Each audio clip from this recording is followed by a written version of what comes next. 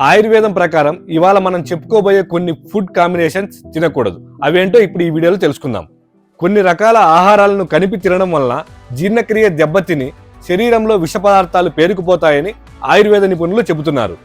ఇది క్రమంగా మీ జీర్ణ వ్యవస్థను బలహీనపరిచి శక్తి మార్గాలను మూసివేసి అనేక దీర్ఘకాలిక ఆరోగ్య సమస్యలకు దారితీస్తుంది. ఫస్ట్ వన్, పాలు, పండ్లు, చేపలు, మాంసం లేదా అరటిపండు. పాలను, పుల్లని పండ్లు, అరటిపండు, మాంసం లేదా చేపలతో కలిసి తీసుకోకూడదు. ఇలా చేస్తే జీర్ణం సరిగా కాకపోవడం, అలర్జీలు వచ్చే అవకాశం ఉంది. ఫ్రూట్, మిల్క్ షేక్లు, స్మూతీలు రుచిగా ఉన్నప్పటికీ అవి శరీరంలో విష పదార్థాలను పెంచి శ్వాస సమస్యలకు దారితీయవచ్చు. నెక్స్ట్ వన్, తేనె, వేడి నీళ్లు. తేనెను ఎప్పుడూ వేడి చేయకూడదు, అలాగే వేడి నీటిలో కలపకూడదు కూడా. వేడి చేయడం వల్ల తేనెలోని సహజ ఎంజైమ్లు నాశనమై అది శరీరానికి విషంగా మారుతుంది. ఇది జీర్ణక్రియపై భారం పెంచి శరీరంలోని కణజాలానికి హాని చేస్తుంది. నెక్స్ట్ వన్, పాలు, పుచ్చకాయ.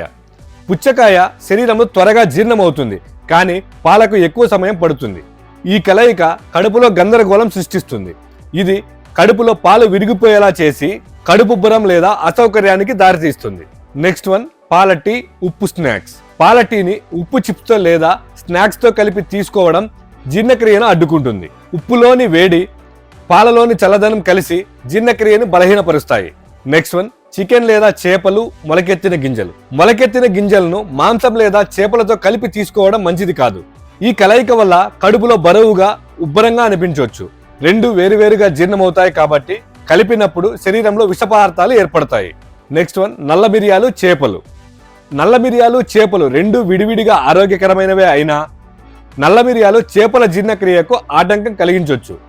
ఈ కలయిక వల్ల కడుపులో చికాకు లేదా జీవక్రియ అసమతుల్యత ఏర్పడవచ్చు. ఇలాంటి మరెన్నో ఇంట్రెస్టింగ్ వీడియోల కోసం మా హ్యాపీ ఎస్టీఎల్ తెలుగు యూట్యూబ్ ఛానల్ని సబ్స్క్రైబ్ చేసుకోండి. ధన్యవాదాలు.